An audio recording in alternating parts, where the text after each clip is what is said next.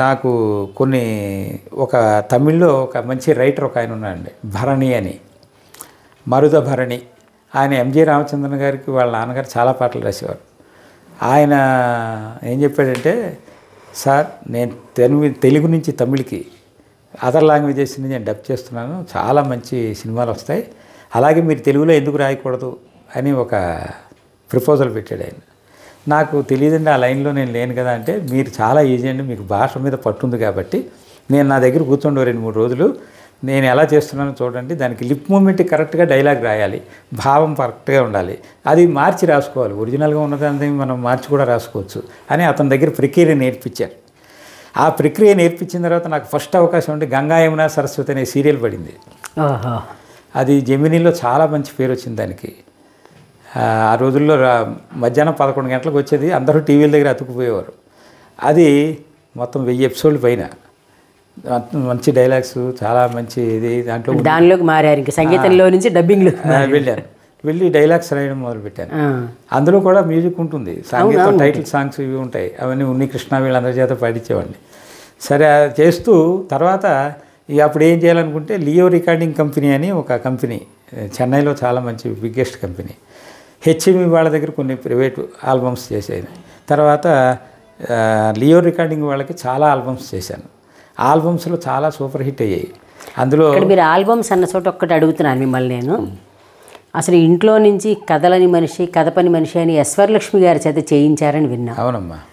దీంతో పాటు కంటిన్యూషన్ అది చెప్పండి, మీరు చెప్తున్న దానికి అడ్డుపడ్డాను నేను. ఇప్పుడు ఎస్వరలక్ష్మి గారి చేత ఈ లియో రికార్డింగ్ కంపెనీ వాళ్ళదే రికార్డింగ్ చేస్తుంటే, కొత్త వాళ్ళ చేత కాకుండా పాత వాళ్ళ చేత ఎవరి చేతన పాడిస్తే బాగుంటుందని అతను ప్రపోజల్ చేశాడు. ఆనంద్ అని అతను ఒక ప్రొపరైటర్ లియోకి. సరే దానికి ఏముందంటే, ఎస్వరలక్ష్మి గారు అద్భుతమైన వాయిస్ ఆవిడది, ఆవిడ పాడతానంటే మన అదృష్టం, వెళ్ళి అడుగుదామని నాకు ఒక థాట్ వచ్చింది. వచ్చి ఆవిడ చేత సరే వెళదాం రండి అని చెప్పి తీసుకెళ్ళాను. వెళ్ళిన తర్వాత ఆవిడ రండి బాబు అని ఎంతో మర్యాదగా మాట్లాడారు. ఆ రోజుల్లో చిన్నవాళ్ళని ఒక భేదాభిప్రాయం వాళ్ళకి ఉండేది కాదు. వరలక్ష్మి గారి దగ్గరికి వెడితే, ఏమిటి బాబు ఎవరో ఏంటని అడిగితే, అమ్మ మీ గొంతు మా చిన్నప్పటి నుంచి వింటున్నాం, మీలాంటి వాళ్ళతో మాట్లాడాలంటే మాకు భయం, ఎందుకంటే మీరు ఆకాశంలో అక్కడ మెరుస్తున్న ధ్రువతార మీరు, మేము వచ్చి మిమ్మల్ని పాడమన్నాం, ఎవరు అసలు నేను రాజేశ్వరరావు గారిని కాదు, ఇంకోళ్ళని కాదు, పిండ్యాల గారిని కాదు, మీరు వాళ్ళందరి దగ్గర ఎన్నో బ్రహ్మాండమైన పాటలు పాడారు, సో నేను ఏదో చిన్న ఇదండి నా పేరు పలానా అన్నగాని, అదేంటి బాబు అలా అంటావు, నన్ను వెతుక్కుంటూ వచ్చిన వాళ్ళని ఎప్పుడు కాదన్ను, అది నువ్వేమిస్తావని కూడా నేను అడగను, నాకు పాట నచ్చితే తప్పకుండా పాడతాను అన్నారు. ఏం చేసావు వినిపించు అన్నారు. పాడి వినిపించాను. అద్భుతంగా ఉన్నాయి, నేను పాడతాను, పద్యాలు ప్లస్ పాటలు. అందులో జొన్నవిత్తులు గారు రాశారు. విజయదశమి అని ఒక ఆల్బమ్ చేసామమ్మా, అమ్మవారికి సంబంధించినవా, మొత్తం విజయదశమి దుర్గాదేవి. అందులో ఆవిడ పాడిన మచ్చుకి వినిపించాను పద్యాలు. శ్రీలలితా సహస్రము స్మరింపుచు, శ్రీలలితా సహస్రము స్మరింపుచు, సూర్యుడు తూర్పు నుండి నీ ఆలయ సీమ జూచి కిరణాంజలి చేసి, సహస్ర రీతులన్ లీలగ రాగమాలల భళీయన తీయని సుస్వరాల భూపాలమునాలపించెద వినవమ్మ ప్రభాకర సుప్రభాతముల్, వినవమ్మ ప్రభాకర సుప్రభాతముల్. తొలి సంధ్యారుణ కుంకుమార్చనలతో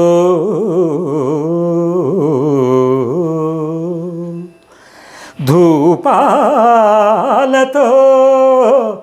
పాలతో విలసత్కుంద సుగంధ పుష్పములతో వేవేల స్తోత్రాలతో తులసి మాలలతో ప్రణామములతో దుర్గాంబ సంప్రీతితో పలు పూజల్గై కొనుచు బ్రోవగదవే భక్తాళి సదృష్టితో హా హా హా హా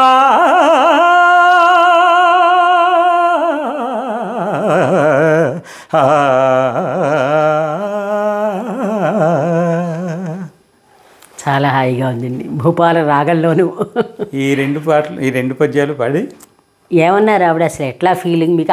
ఆవిడతో పని చేసిన అనుభూతి ఎలా ఉంది? చాలా ఎవరికో కానీ దక్కదు ఆవిడ అసలు అంతటి అవకాశం. ఆవిడ వస్తుంది, బాబు నేను మొత్తంగానే పాడతాను, సింగిల్గా నేను నేర్చుకోవాలి, అన్నీ నేర్పించండి నాకు బాగా అన్నారు. సింగిల్ టేక్లో పాడాలని పాడాలి. ఒక 10 ఎక్కడైనా తప్పు వస్తే అక్కడ ఆపేసి మళ్ళీ చేయొచ్చమ్మా, ఇప్పుడు ఆ ఫెసిలిటీ ఉంది మనకి, మీరు పాడితే చాలు అన్నాను. నేర్చుకున్నారు చక్కగా. ఒక్కొక్క టేకులో ఒక్కొక్కటి పాడేశారు. ఒక 10 సార్లు రిహార్సల్ చేసుకున్నారు. చక్కగా స్క్రిప్ట్ చూసుకుని బ్రహ్మాండంగా పాడారు. అలాగే ఒక పాట కూడా అత్యద్భుతంగా పాడింది ఆవిడ. జొన్నవిత్తులు గారు అత్యద్భుతంగా రాశారు. ఆయన ఒక మనిషిది శరీరం యొక్క ఇది తర్వాత గుడిలోకి వెళ్ళిన తర్వాత అనుభూతి ఎలా ఉంటుంది అన్నది ఆయన వర్ణిస్తూ రాశారమ్మా. నామది సాంబ్రాణి శంభుని రాణి నా వినతి పారాణి నాట్యమరాళి నామది సాంబ్రాణి శంభుని రాణి నా వినతి పారాణి నాట్యమరాళి నాయదకెందామరా దాని స్పందన వింజామరా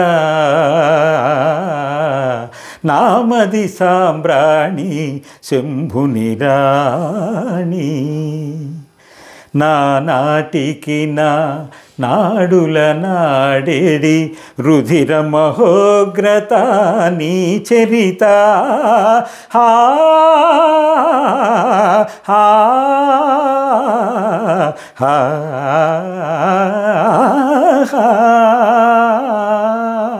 నా నాటికి నా నాడుల నాడేడి రుధిర మహోగ్రత నీ చరిత దేహమునంటియు మోహమునంటని నా ప్రాణముని గుడి ప్రాంగణము పెంపొందింపుమని గుణము నా ప్రార్థన కదియే ప్రతిఫలము పెంపొందింపుమని గుణము నా ప్రార్థన కదియే ప్రతిఫలము నామది సాంబ్రాణి శంభుని రాణి కొండమెట్లపై గుండె చప్పుడులు మాతా అవిని మంత్రబీజములు భక్తి వెల్లువలు పొంగిన నాలో ఎగసిన శ్వాసలు మంత్రపుష్పములు నా ప్రదక్షిణలు నీకు దక్షిణలు నీ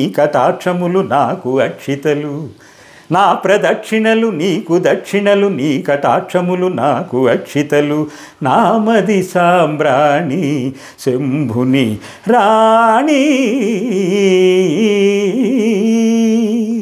కొంచెం పాట వినగానే రామకథను వినరయ్యా గుర్తొస్తుంది కొద్దిగా. బహుశా రెండు ఒక రాగాలు అయ్యి ఉండొచ్చేమో తెలియదు అది. అయితే ఇంకా మీరు ఇప్పుడు వరలక్ష్మి గారితో పాడించడం అనేది ఒక గొప్ప అనుభూతి.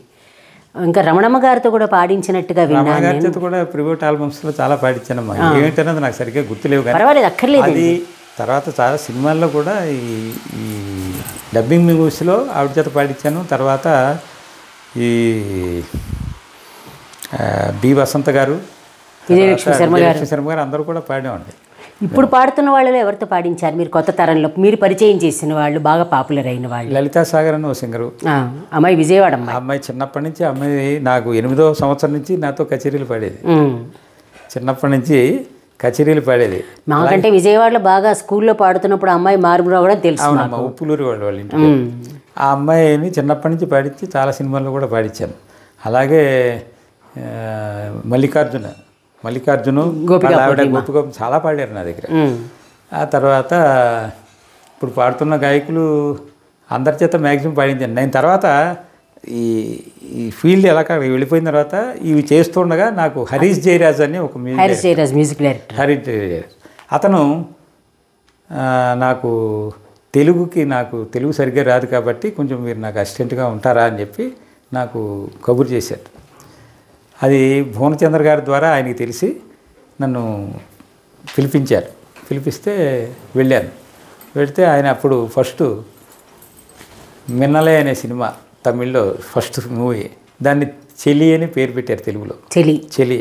అందులో చాలా అద్భుతమైన పాటలు ఇవన్నీ చేశారు. అందరు సింగర్స్ చేత పాడించేవాడిని. పాడిస్తుంటే మన క్లాసికల్ సింగర్స్ కూడా ఆయన చక్కగా పాడించేవాడు. అందులో వశీకర నా హృదయముని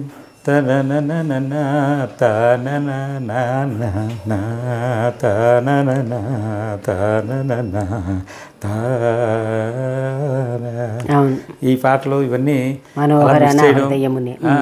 మొత్తం ఆయన సినిమాలు ఇప్పటి వరకు ఎన్ని చేశారో అన్ని సినిమాలకి నేను వర్క్ చేశాను. అప్పటి నుంచి నన్ను ఆయన వదలలేదు. ఇప్పుడు అసలు మీరు పాటల నుంచి కానీ సినిమా పరిశ్రమ నుంచి కానీ దూరం అయిపోవడానికి మీరేమైనా కొంత కారణం మీకు అనుకున్నారా? అంటే నా పిల్లల భవిష్యత్తు గురించి యాక్చువల్గా అది పిల్లలది సరే, ఇంకా కూడా అంటే పిల్లలతో ఉన్నా కూడా మీరంటే కొంత ఇమడలేకపోయారా? ఇమడలేక ఏం లేదు, అందరూ బాగానే ఉండేవారు. అయితే హైదరాబాద్ వెళ్ళిపోయింది. ఇంకా సినిమా పరిశ్రమ తెలుగు అంతే కూడా హైదరాబాద్ వెళ్ళిపోయింది. ఇంకా తెలుగు అనేది అక్కడ ఏం లేదు. హైదరాబాద్ నుంచి హైదరాబాద్కి వచ్చి కూడా చేసుకుంటున్నారు కదా కొందరు. హైదరాబాద్ అప్పుడు నాకు ఇంట్రెస్ట్ ఉండేది కాదు, అది నేను రాలేదు అంతే తప్ప. హైదరాబాదు వచ్చి ఉంటే నాకు వేరే రకంగా ఉండేది. చాలామంది అడిగారు కూడా, అడిగితే నేను ఆ అవకాశాన్ని ఉపయోగించుకోలేకపోయాను. అది మనం ఏదైనా అనుకోవచ్చు, అంటే భగవంతుడు ఎంతవరకు ప్రాప్తమో అంతవరకు ఇస్తాడు, అనుకోకపోతే ఉండలేము. తర్వాత హైదరాబాద్ అంటే ఎందుకు మొదటి నుంచి వాతావరణం పడదని ఒక భ్రమ ఏమంటే దానితోటి నేను అక్కడే ఉండిపోదలుచుకున్నాను. అక్కడే ఉండిపోయాను, చెన్నైలోనే 35 years చెన్నైలోనే ఉండిపోయానమ్మా. ఆ తర్వాత నాకు ఇంకా ఈ అవకాశాలు ఇలా అవుతున్నాయి అనగానే మధ్యలో కొంతమంది నేను అయితే సినీ పరిశ్రమ నుంచి దూరం వెళ్ళలేదండి.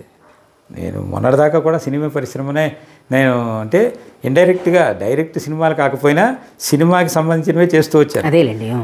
తర్వాత ఛానల్స్ వాళ్ళు చాలా సినిమాలు చేసేవారు.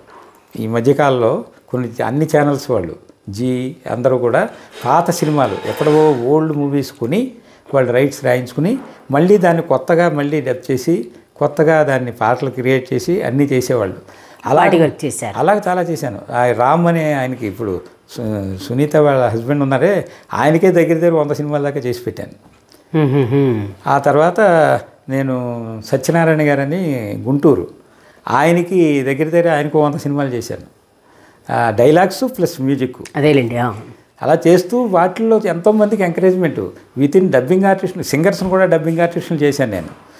రమణ వాళ్ళ అమ్మాయి కుసుమ, తర్వాత రాము, తర్వాత ఇంకా ఈ గోపికా పూర్ణిమ, వీళ్ళందరికీ కూడా కార్డులు ఇప్పించాను నేను యూనియన్ డబ్బింగ్ దాంట్లో. డబ్బింగ్ ఆర్టిస్ట్ ఖాళీగా ఉన్నప్పుడు డబ్బింగ్ చెప్తూ ఉండండి అని చెప్పి ఈ అమ్మాయి కూడా అప్పట్లో డబ్బింగ్ చెప్పేది, మన సునీత. డబ్బింగ్ చాలా సినిమాలు చెప్పారు. అప్పుడు అక్కడ మేము డబ్బింగ్ సినిమాలు ఫస్ట్ మా వాళ్ళందరూ ఫ్రెండ్స్ అందరూ చేసేవారు. అవన్నీ చెప్పించుకున్న తర్వాత ఇక్కడికి వచ్చాక బాగా స్థిరపడింది. హైదరాబాద్ ఎప్పుడైతే మారిందో అందరూ కొంచెం ఇదయ్యారు. చెన్నైలో ఉండగా అందరికీ తక్కువ వచ్చేది, డబ్బు తక్కువగా ఉండేది, వర్క్ కొంచెం ఇదిగా ఉండేది. కానీ ఆ రోజుల్లో అదే గొప్పగా ఉండేది. మరి ఈ రోజున అందరూ ఆ పాత కొంతమంది మర్చిపోతూ ఉంటారు పాత జ్ఞాపకాలు, కొంతమంది చెప్పరు. ఎందుకంటే వాళ్ళకి ఇన్సల్టింగ్గా ఫీల్ అవుతారు. ఎందుకంటే మాలాంటి పెద్దవాళ్ళకి మేము చేసినవి మేము చెప్పుకోలేము. ఎందుకంటే ఇంతమందికి చేసాం, అంతమందికి చేసాం మేము చెప్పక్కర్లేదు. చెప్పుకుంటే బాగుంటుంది కూడా. మీ దగ్గర వాళ్ళు చెప్పాలి కానీ మీ పేరు మీరు చెప్పుకోకూడదు.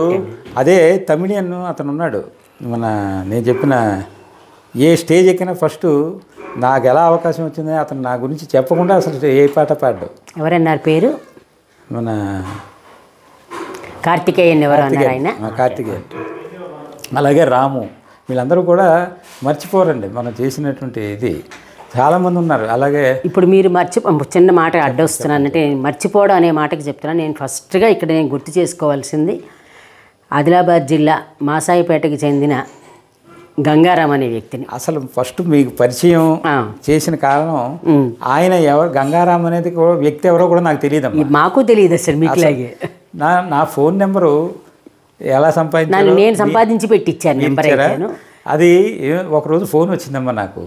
నేను గంగారామని మాట్లాడుతున్నానండి, ఏదో జానపద గీతాలు అవి పాడుతుంటాను, మాది నిర్మల్ అని చెప్పారు ఆయన. అదే నిర్మల్ దగ్గర మాసాయిపేట. సార్ ఏంటండి అని అడిగాను. అడిగితే ఆయన మాట తీరు అది కూడా చాలా స్వచ్ఛతగా, చాలా స్పష్టంగా, సార్ నేనేదో చిన్న గాయకుడిని అని మొదలెట్టారు ఆయన. సార్ నేను చెప్పాను ఒకటే, గాయకుల్లో చిన్న పెద్ద అనేది ఉండదండి, వాళ్ళ తలరాతను బట్టి మంచి మంచి అవకాశాలు వస్తాయి, కొన్ని రావు. దాని గురించి మనం చిన్న పెద్ద అని క్యాల్కులేట్ చేయలేమండి. ముఖే సరస్వతి. కాబట్టి మీరు కించపరచుకోవద్దు. ఏ మట్టిలో మాణిక్యం అంటే, అబ్బా ఏం చెప్పారండి మట్టిలో మాణిక్యం అని, సుశీలమ్మ గారు ఇదే మాట అన్నారండి అన్నారు. మీరెవరో నేను చూడలేదండి, కానీ మీ మాటను బట్టి చెప్తున్నాను. మీరు ఒక పరిచయం లేని వ్యక్తులతో మాట్లాడి మళ్ళీ మమ్మల్ని జనాలకి పరిచయం చేయాలనే తపనతోటి, మమ్మల్ని జనాలు మర్చిపోకూడదు, మీరు ఎవరో గుర్తు చేసుకోవాలి, మీరు ఇన్ని పాటలు పాడారు, ఇంత చేశారు, ఇన్ని పాడారు, ఇన్ని మ్యూజిక్ డైరెక్షన్లు చేశారు అని తాపత్రయంతో అతను చాలామందికి నా గురించి చెప్పడం, అలాగే మీకు చెప్పడం. ఆయన గంగారామ గారికి ఆయన గురించి ఎంత చెప్పినా తక్కువే. రోజు నాకు ఆ పరిచయం దగ్గర నుంచి రోజు ఫోన్ చేసి అటు సుశీలమ్మ గారి చేత మాట్లాడించారు. ఆవిడ మింజమూరి కృష్ణమూర్తి గారు మిమ్మల్ని ఎలా మర్చిపోతానని మనం ఎన్ని చేసామని ఆవిడ చెప్పగానే నేను స్టన్ అయిపోయాను. ఓ రోజు ఫోన్ చేసి నాకు ఆయన ఇచ్చి సుశీలమ్మ గారు మాట్లాడతారట చూడండి మీతోటని. ఆవిడ 90 ఏళ్ల వయసులో నన్ను గుర్తుంచుకోవాల్సిన అవసరం ఆవిడకి లేదు, కానీ ఆవిడ ఎంత చక్కగా మాట్లాడారో. ఎందుకంటే కృష్ణమూర్తి గారు మనం చేసినవి అన్నీ కాదండి అని. ఎందుకంటే నేను ఏం సినిమా చేసినా సుశీలమ్మ గారు లేకుండా నేను పాడించేవాడిని కాదు. తర్వాత నేను ఆల్బమ్స్ చేసిన ఆవిడ చేత పాడించుకునేవాడిని, వాణిజ్యరమ్మ గారి చేత. అప్పట్లో మూడు త్రిమూర్తులులాగా ముగ్గురు ఉండేవారు, వాణిజ్యరమ్మ గారు, సుశీల గారు, జానకి గారు. చిత్ర తర్వాత వచ్చారు. చిత్ర చేత కూడా నెంబర్ ఆఫ్ ఇది మనం పాడించాను. ఆ తర్వాత సుజాత అని ఆవిడ కూడా చాలా పాడింది నా దగ్గర. సుజాత వాళ్ళ అమ్మాయి చేత కూడా పాడించాను చాలాను. సో ఇన్ని జనరేషన్స్ చూస్తూ వచ్చామండి. అది ఇక్కడ నేను ఎందుకంటున్నానంటే, మళ్ళీను గంగారాం అనే అతనే నాకు అసలు మీ పేరు ఫస్ట్ చెప్పి, ఇలా పాటలు పాడాడమ్మా, ఆ నెంబర్ మీరు ఎలాగైనా సంపాదించండి అన్నాడు. ఫస్ట్ అసలు అతని గొంతు పరిచయం అయినప్పుడు అతని గొంతు విని ఎవరో పెద్ద ఆయన అనుకున్నాను. గంగారాం అన్న పేరు గొంతు విని, లేకపోతే ఈ పాత వాటికి చెప్తారంటే 70-80 ఏళ్ళు అనుకుంటే, చూస్తే 3 పదులు కుర్రాడు అతను, 35 ఏళ్ళు కూడా లేవు అతను. పాటలన్నీ నాకు లింకులు పంపించి, ఇగో ఆయన గురించి ఇదని మొత్తం వికీపీడియా కూడా చూడలేనంత సమాచారం నాకు పంపించి, అమ్మ ఫస్ట్ మీకే ఇప్పిస్తాను నేను ఇంటర్వ్యూ. అతను అమ్మనే పిలుస్తాడు పిల్లవాడిలాగా. అంటే నాకు ఈ రోజున అసలు మీతో ఇలా ఇంటర్వ్యూ చేయడం అనేది దానికి ముఖ్య కారకుడు గంగారాం. అవునమ్మా, అతను మర్చిపోతే వేస్ట్ అసలు. నేను అతను ఎవరు మీరు మర్చిపోకూడదు. సమాచారం అంటే మీరని మిమ్మల్ని గుర్తుపెట్టుకోవడం ఒకటైతే, అతను అంత చిన్న వయసు పిల్లాడు, మీరు పాడిన పాటలన్నీ చెప్తాడు నాకు. ఆ సినిమాలో ఈ పాట, ఈ సినిమాకి వీళ్ళందరి చేత పాడించాడు, వాళ్ళని పైకి తీసుకొచ్చాడు. నీకు ఎలా తెలుసయ్యా ఇవన్నీ అంటే, అంతే తెలుస్తాయి అంటాడు. నేను పాడిన పాటలు నాకే గుర్తుండవు, మనకి పంపిస్తాడు. అది నాకు మొన్న ఒక లింక్ పంపించారు, గాజు బొమ్మలు అనే సినిమాలో. అవునండి, నాకు కూడా పంపాడు. విన్న తర్వాత నేను ఆశ్చర్యపోయాను. అయ్యయ్యో మీకు ఎలా గుర్తుందండి, ఎలా పట్టారు ఇది అంటే, నాకు అంతే సార్, మీరు నాకు పెద్దవాళ్ళంటే గౌరవం, నాకు ఎక్కడున్నా అన్నీ వెతుకుతాను సార్ అని చెప్పి. అలాంటి వ్యక్తిని చూడడం చాలా అరుదు. అతనితో చిత్రం ఏంటంటే, ఇప్పుడు మీరు చెప్పినట్టుగా మీతో మాట్లాడు సుశీల్ గారు గంటలు మాట్లాడతారు, జానకి గారు, మొన్న పోయిన రావు బాలసరస్వతి గారు, మొత్తం అందరితోటి. అతను చదువుకున్న వ్యక్తి కాదు, సామాన్యమైన కుటుంబానికి చెందినవాడు, గొర్రెలు కాసుకుంటానని చెప్తాడు. ఆ భాషా సంస్కారం ఎక్కడి నుంచి వచ్చిందో, అదేంటారు పూర్వజన్మలో ఏవో గాయకుడు అయ్యి ఉంటావయ్యా నువ్వు. నేను ఆయనకి ఒక హామీ ఇచ్చానమ్మా. అతనే అనొచ్చు, ఆయన నక్కలే పాపం, పిల్లవాడి వయసు. అదే పిల్లాడే, కానీ మనం మర్యాదగా నేను ఎవరినైనా మీరు అంటే అందుకని కాదండి, కొడుకు వయసు వాళ్ళని మనం అలా అనకూడదు అంటాం కదా, అందుకని అది. ఆ గంగారాము, మీరు ఏం కంగారు పడద్దు, మీ చేత ఒక పాట ఎప్పటికైనా నేను పాడిస్తాను. చాలా మంచి మాట చెప్పారు. ఇప్పుడు ఒక ఫోక్ సాంగ్ లాంటిది ఒక చక్కటి చేసి మీకు పాడిస్తానని చెప్పగానే అతను ఎంతో ఆనందపడ్డారు. ఇంతవరకు ఎవరు ఆ మాట అనలేదు సార్, మీరు అన్నారు అంటే తప్పకుండా అనండి, మీలో ఆ తపన ఉంది, మీరు పాడగలరు, ఆ సామర్థ్యత ఉంది, పాడగలండి. నేర్పిస్తే మీరు పాడగలరు. నేను ట్రైనింగ్ ఇస్తే మీకు నేను ఫోన్ ద్వారా మీకు నేర్పించి ఆన్లైన్లో మీకు నేర్పిస్తాను, కంగారు పడకండి అని చెప్పాను. అదమ్మా, అందుకని అతన్ని తప్పనిసరిగా స్మరించుకోవడానికి కారణం ఏంటంటే, అసలు ఈ ఇంటర్వ్యూకి కారకుడైన వాడు ఏమీ ఆశించడు, నిస్వార్థంగా. నిజంగా ఇలాంటి మామూలుగా ఎవరైనా మాకు ఒకళ్ళ రిఫరెన్స్ ఇస్తే మాకేమిటి అన్నట్టుగా ఉంటారు ఎవరైనా సరే. అతనికి అది లేదు. ఎక్కడ మొట్టమొదట దేవదాసు సినిమాలో చిన్న పార్వతిగా వేసిన అనురాధ గారి దగ్గర నుంచి అతనే నాకు రమణమ్మ గారు అవనండి, మీరవ్వనివ్వండి, వసంత గారు కానీ ఎంతమంది నెంబర్లు సంపాదించి ఇస్తాడు అతను, ఏమిటో మరి ఆ రుణం ఏమిటో నాకు తెలియదు అసలు. అసలు గంగారంలో ఇంకో కోణం కూడా ఉందండి. సాహిత్యం రాస్తాడు, పాటలు రాసి ఒక చూపిస్తాడు. పాట నాకు పంపించారు, దీన్ని మీరు ఏమైనా చేయగలరా గురువు గారు? చేస్తానయ్యా అని చేసి అది పంపిస్తే, అది జయమాలిని మీద రాసిన పాట. ఓకే. ఆ జయమాలిని మీద రాసి దాన్ని కంపోజ్ చేస్తే అది వెంటనే జయమాలిని గారికి పంపించి, అమ్మ ఇది ఎలా ఉందో వినండి అంటే, ఆవిడ ఉప్పొంగిపోయి నాకు ఫోన్ చేసింది. ఆవిడ ఫోన్ చేసి, మీరెవరో నాకు తెలియదు కానీ ఎంత చక్కగా చేశారు బాబు, నిజంగా నాకు చాలా ఆనందం అయిందండి. అసలు ఇది నాకు ఒక పెద్ద మ్యూజిక్ డైరెక్టర్స్ చేసినట్టుగా చేశారు, ఆ గాత్రం కూడా చాలా బాగా పాడారు మీరు అని చెప్పి ఆవిడ నాకు ప్రశంసలు పంపించారు. నేను అన్నానమ్మా, ఇది గంగారాం అని అతనికి ఆ క్రెడిట్ ఆయన ఇచ్చిన తర్వాత నాకు వెంటనే ఆ పాటకు ట్యూన్ చేయాలనిపించింది. చేసిన వెంటనే మీకు పంపించి అతని యొక్క తపన మీకు ఎలా అయినా అందించాలి, మీ చేత పాడించాలి, మీ చేత మీకు మీ మెప్పు పొందాలని ఆయన ఆశిస్తున్నాడు, అంతే తప్ప ఆయన ఏది ఆశించే మనిషి కాదు అంటే ఆవిడ ఉప్పొంగిపోయింది. అలాగా గంగారాంలో రెండో ఛాయ్ కూడా ఉంది. నిజం, నిజం. చాలామందిని ఇప్పుడు ఎల్వి జయలక్ష్మి గారు, రాజశ్రీ గారు అందరినీ కూడా పట్టుకుంటాడు. మొన్న ఇంకొకటి కూడా ముఖ్యంగా ఈ సందర్భంగా చెప్పవలసింది, రావు బాలసరస్వతి గారు పోయినప్పుడు ఆవిడ మీద నివాళి చేయాలని మీ నెంబర్ పంపించారు, లలితాసాగర్ గారి నెంబర్.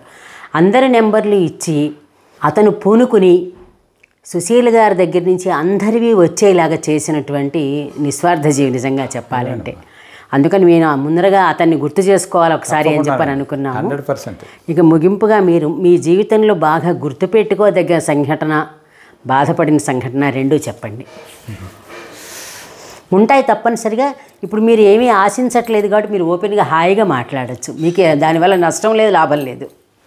నేను బాధపడిన సంఘటన అంటే, బాలు గారు మీరు సంగీతం నేర్చుకున్నారు కాబట్టి మీరు టీచర్గా చేయొచ్చు కదా, ఇక్కడ అవకాశాలు రావు, చాలా కష్టం అండి ఇక్కడ ఇవ్వడం అని ఆయన అంత నిక్కచ్చిగా చెప్పినప్పుడు చాలా బాధపడ్డానమ్మా, చాలా బాధపడ్డాను.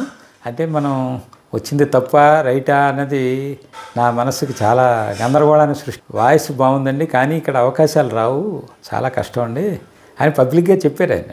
ఎందుకంటే మళ్ళీ మీరు కష్టపడకూడదని చెబుతున్నాను, మీరు చక్కగా ఏ సంగీతం మ్యూజిక్ టీచర్గానే చేసుకోవచ్చు అని చెప్పంటే, లేదు సార్ నేను మనసులో బాధపడ్డా, ఎందుకో నా సిక్స్త్ సెన్స్ లేదు సార్, ఏది ఏమైనా తాడో పేడో తేల్చుకునే వెళ్తాను సార్, నేను వచ్చింది వెళ్ళడానికి కాదు సార్, ఉండి నా ప్రయత్నం నేను చేసుకుంటాను, మీరు తినే తిండిలో మీ మెతుకులు కిందన పడితే అవి ఏరుకు తింటామండి అంటే అది కూడా వేయనన్నారు కదా, అది కూడా నేను అలా పడకుండా తింటానన్నారు ఆయన.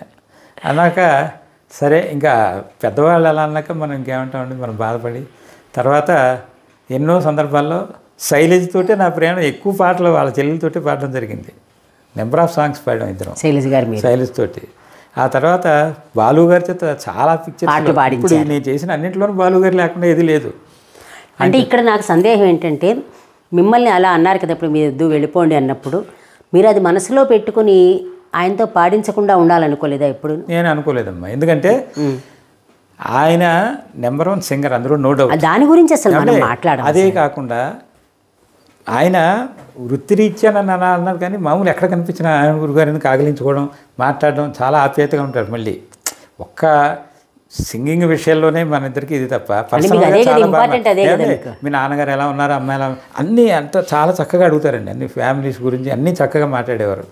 తర్వాత ఆయనలో నాకు ఏ విధంగానూ బ్యాడ్ ఎలిమెంట్స్గా నాకు అనిపించారు. ఓ ఫోన్లే మన దురదృష్టం అని ఎలా అంటున్నారని అనుకున్నాను తప్ప, ఆయన ఇలా అన్నాడు ఏంటి, ఈయన అసలు చాలా దుర్మార్గంగా మాట్లాడారని నేను ఎప్పుడు అనుకోలేదండి. ఎందుకంటే బాధపడ్డాను అంతే. అదేలేండి, బాధ సహజం. అందులో మనకి ఇస్తారా లేదా అవకాశాలు, ఈయన ఇలా అనేసరి ఏంటని బాధ వచ్చింది తప్ప, తర్వాత కలిసిన తర్వాత ఆయనే మొత్తానికి ఏం పాడారండి, ఇప్పుడు ఏం పాడారు, అది పాడారు అన్నీ అడుగుతూ ఉండేవారు, అన్నీ చెప్పేవాడిని. చెప్పిన తర్వాత కొన్నాళ్ళకి ఆయన తగ్గ ఫ్రెండ్షిప్ మనందరికీ ఎప్పుడు ఉంది. కానీ అది మనస్సులో ఆయనకు ఉంది. అందుకే నన్ను ఈటీవీ ప్రోగ్రాంలో కానీ పాడుతా తీయగా కానీ దేనికి నన్ను ఆహ్వానించారు, అందరు సింగర్ని పిలిచారు ఆయన.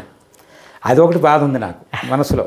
ఎందుకంటే అందరినీ, ఈవెన్ చిన్న వాళ్ళని కూడా పిలిచారు, ఈవెన్ సింగర్స్ రాము దగ్గర నుంచి అందరినీ పిలిచారు, నన్ను మాత్రం ఆయన గుర్తుంచుకోలేదు అనే ఒక బాధ నా మనసులో ఉంది.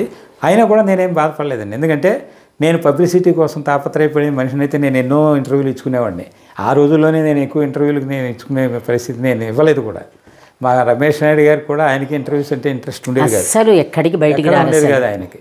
అలాగా మన గురించి ఎవరైనా అడిగితే రావడం తప్ప, లేకపోతే అసలు నేను ఎప్పుడు సైలెంట్గానే నిజం. మేము బతిమాలి వెంటపడ్డాం మిమ్మల్ని, మీ అంతటి మీరేం రాలేదు అసలు. అలా కాదమ్మా, ఎందుకంటే మీలాంటి తాపత్రయం ఉన్న మనుషులు, అందులో మీకు ఉన్న తపన, మీకు సంగీతం పట్ల ఉన్న గౌరవం, దాని గురించి తప్పకుండా మేము రావాలండి. వచ్చి తప్పకుండా మీరు అడిగిన మీ ఇంటర్వ్యూకి మేము తప్పకుండా అటెండ్ అవ్వాలి. అది మా భాగ్యంగా కూడా నేను భావిస్తాను. అది సంతోషం ఉందరు అది తప్పకుండానండి. ఎందుకంటే ఇలాంటి వ్యక్తులు చాలా తక్కువ అమ్మా. ఇప్పుడు పెద్దవాళ్ళు మనం ఇప్పుడు ఏదో పాడేసేసి కోట్లు సంపాదించాలని మాకు ఉండదండి. ఇప్పుడు నాకు 71 years అంటే 71 సంవత్సరాలు. నాకు నేను చూడంది లేదు, చెందంది లేదు, చక్కగా సినీ ఫీల్డ్లో ఉన్నాను, సంపాదించుకున్నాను, పిల్లల్ని బాగా చదివించాను, అన్ని రకాలుగాను హ్యాపీగా ఉన్నాను. నాకే ప్రాబ్లం. పిల్లలు ఇద్దరు హ్యాపీగా మ్యారేజెస్ అయిపోయి పిల్లలు సంతోషంగా ఉన్నారు. మాకు ఇంకా బాధ్యత ఏముందండి? మా ఇద్దరం హ్యాపీగా సంతోషంగా ఆ దైవస్మరణ చేసుకుంటూ, నాకు ఈ వయసులో ఇంకొక ముఖ్యమైన విషయం మర్చిపోయాను. చెప్పండి. నేను ఒక 7 yearsగా లోన్లీ, ఇప్పుడు అన్నీ అయిపోయింది, ఇంకా ఏం చేయాలి దేవుడా అనుకుంటున్న టైంలో నేను సంగీతానికి దూరం అవ్వకూడదని మనసులో దేవుడిని ఎప్పుడు ప్రార్థించుకుంటాను. అప్పుడు గుంటూరులో సత్యనారాయణ గారు అని, రాయపాటి సత్యనారాయణ గారు, ఆయనకి చాలా సినిమాలు నేను డబ్ చేయడాలు చేశాను కదా. ఆయన ఎప్పుడు నన్ను గుర్తుంచుకున్నారో నాకు తెలియదు. నాతోటి చెన్నైలో సడన్గా కలిసాం ఒక చోట. కలిస్తే గురువుగారు ఏం చేస్తున్నారంటే, ప్రస్తుతం ఖాళీ సార్ అన్నాను. అంటే అది మీరు ఖాళీగా ఉంటే ఎలా సార్, మీకు పని చెబుతానన్నారు. ఏంటి సార్ అన్నాను. అంటే నేను ఒక ఛానల్ పెడదాం అనుకుంటున్నాను సార్, ఓన్లీ డివోషనల్స్ ఏమొద్దు మనకి, నేను రోజు భక్తి సాగర్ అని టైటిల్ పెడతాను. దానికి మీరు హెడ్గా ఉండి మీరు అన్నీ నాకు చేసి పెట్టాలి, మీరు ఏం చెప్తే అలా చేద్దాం అంటే నేను చెప్పాను. మరి ఏం చేద్దాం అంటే స్తోత్రాలు చేద్దాం, శ్లోకాలు చేద్దాం, తర్వాత అష్టోత్తరాలు చేద్దాం, సహస్రనామాలు చేద్దాం, ఇలాగా రకరకాలుగా చెప్పుకొచ్చారు ఆయన. ఆయనకున్న భక్తి, ఆయన సత్యనారాయణమూర్తికి అపారమైనటువంటి భక్తుడు. ఆయన ఎవ్రీ మంత్ సత్యనారాయణమూర్తి గుడికి అన్నవరం వచ్చి దర్శనం చేసుకోకుండా వెళ్ళాడు. ఆయన ఇంట్లో అంతా కూడా సత్యదేవుడు తప్ప ఇంకో దేవుడు ఉన్నాడు. ఆయన అటువంటి వ్యక్తి. నాకు ఏమన్నారంటే, గురువుగారు నాకు మిమ్మల్ని నేను వదలనండి, ఖచ్చితంగా మనం కలిసి పని చేయాలి అన్నారు.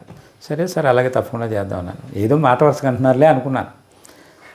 తర్వాత నన్ను గుంటూరు పిలిచి మీరు గుంటూరులో ఉంటే బాగుంటుంది సార్, మనం ఇక్కడి నుంచి అన్నీ ఏమేమి కావాలో అన్నీ అరేంజ్ చేసుకుని ఆ తర్వాత చెన్నై ఆడదాం. ఇప్పుడు వెంటనే రాలేనండి, నేను ఇప్పుడు ప్రస్తుతం మా ఊళ్ళో ఉంటున్నాను కాబట్టి మీకు ఏం కావాలో మనం సబ్జెక్ట్స్ నాకు చెప్తే దాన్ని బట్టి నేను ముందు తగ్గ ప్రశాంత వాతావరణంలో నేను కంపోజ్ చేసుకున్నాక ఆ తర్వాత మీకు చెప్తాను. అప్పుడు మనం నెలకొకసారి చెన్నై వెళదాం, చెన్నైలోనే మనం రికార్డింగ్ చేద్దాం. ఎందుకంటే మనకి చెన్నైలో బ్యూటిఫుల్ రికార్డింగ్స్ చేస్తారు. అలాగే బాలు సుబ్రహ్మణ్యం థియేటర్లో అక్కడే చేద్దాం. ఎస్పీబీ కోదండపాణి ఇది అతను అందులో పనిచేసిన ఇంజనీరే ఎస్పీబీ స్టూడియోస్ అని పెట్టాడు. అతను గోపి అని, అతను వెరీ గుడ్, చాలా జ్ఞానస్తుడు. అతను బాలుకి చాలా లైకింగ్ అనమాట. అతను స్టూడియో పెట్టుకున్నాడు కాబట్టి మహాలింగపురంలో అతని దగ్గర చేద్దాం అన్నాను. సరే వెళ్ళాం, మాట్లాడడం చేసుకున్నాం. నెలకు 2 సార్లు వెళ్ళేవాళ్ళం. అలా చేసి ఇప్పటి వరకు నాకు తెలిసి ఒక 2000 దాకా చేసుకుంటాం అమ్మా ఛానల్కి. అందులో చాలా పాపులర్ అయ్యి దానికి గోల్డ్ డిస్క్ వచ్చింది ఆ ఛానల్కి, తర్వాత సిల్వర్ డిస్క్ వచ్చింది, తర్వాత రకరకాల అన్ని డిస్కులు వాళ్ళు యూట్యూబ్ వాళ్ళు చాలా బాగా చేశారు. అందులో మిలియన్స్ ఆఫ్ ఇది చూసిన వాళ్ళు కూడా ఉన్నారు. ఇది అందులో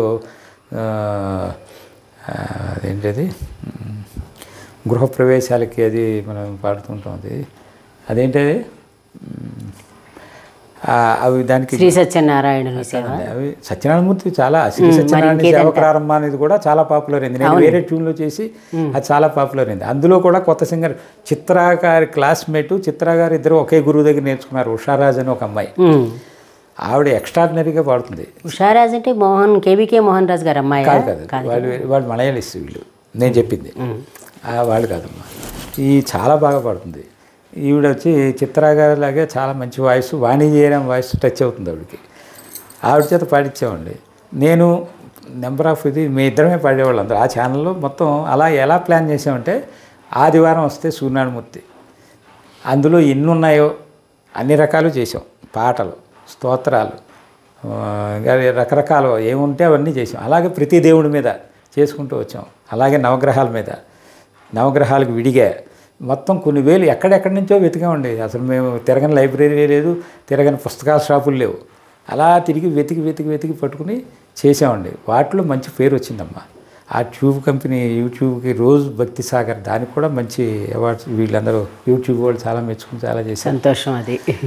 అది కూడా నాకు దక్కిన ఏం చేద్దాం అనుకున్న టైంలో నువ్వు భగవంతుడిని ప్రార్థించుకొని ఆ భగవంతుడు ఇచ్చిన అవకాశం ఉండేది. చాలా మంచి అవకాశం దొరికింది. సత్యదేవుడు ఆయన రూపంలో వచ్చి నాకు ఇచ్చిన అవకాశం. సంతోషం. అది ముగింపుగా ఇప్పటి వరకు కూడా అవే జరుగుతున్నాయమ్మా. సంతోషం. అది కావాల్సింది. ముగింపుగా ఒక పాట పాడండి మీరు, మీకు మనసుకు నచ్చింది, దాంతో ఆపుదాం.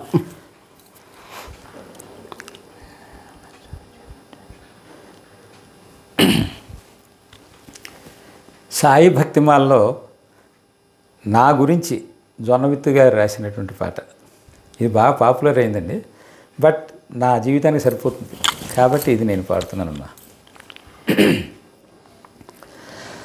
నా మనసే అమాయకం సాయి, నా బ్రతుకే అయోమయం సాయి. నా మనసే అమాయకం సాయి, నా బ్రతుకే అయోమయం సాయి. ఏమి తెలుపను స్వామి నీకు తెలియనిదేమి, నిన్ను నమ్మానోయి నన్ను మరిచావోయి, నువ్వు కాదంటే కాచేదెవరోయి. నా మనసే బాబా, నా మనసే అమాయకం సాయి, నా బ్రతుకే అయోమయం సాయి.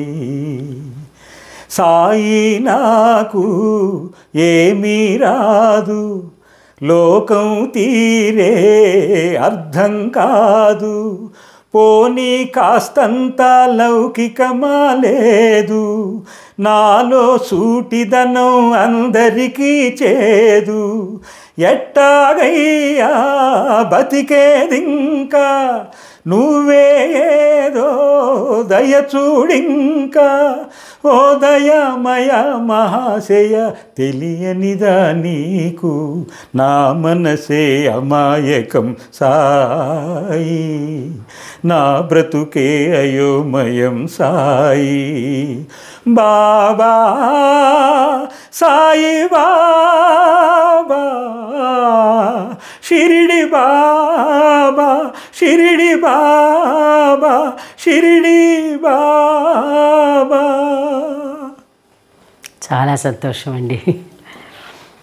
విన్నారు కదా, వింజమూరి కృష్ణమూర్తి గారు ఉరఫ్ వింజమూర్తి కృష్ణతేజ గారితో ఆయన ప్రయాణం ఎలా సాగింది మొత్తం అంతా చాలా వరకు వివరంగా చెప్పినట్టు భావిస్తున్నాను నేను. ప్రత్యేకంగా మా ఇంటికి వచ్చి ఆయన ఈ ఇంటర్వ్యూ ఇచ్చినందుకు ఆయనకి ధన్యవాదాలు తెలియజేస్తున్నాను. ఇది ఈరోజు వైజయంతి మాటామంతి. నమస్తే అండి.